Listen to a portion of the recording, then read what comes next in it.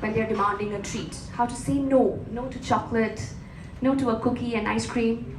How would you advise parents to get over that hurdle?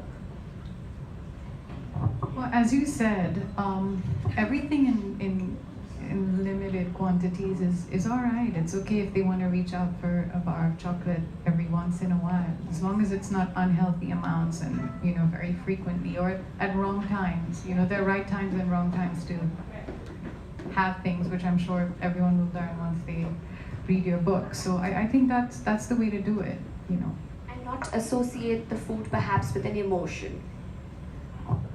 So, I think that's a bit hard. We have comfort food, and when you're homesick, you want your rajma chawal. I know I do, my kids do, but yeah. Well, so as long as comfort food is rajma chawal, then that's safe. Yeah. But what tends to happen is we associate foods with emotions when we are little.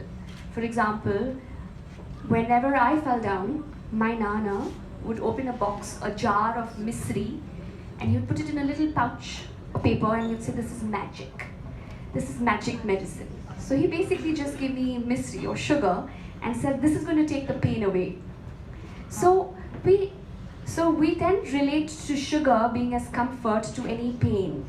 And when we do that ever so often, that becomes your go-to food anytime you're in discomfort, whether that's pain or boredom or loneliness. But food is ideally none of those. Food doesn't have to be emotionally related to, especially in the wrong way, because then we act on it without thinking. And these are relationships that we start young and then perhaps becomes a little difficult to undo when you're older. So we have tried our level best to make sure that we are not teaching children to have, you see, everyone's done it.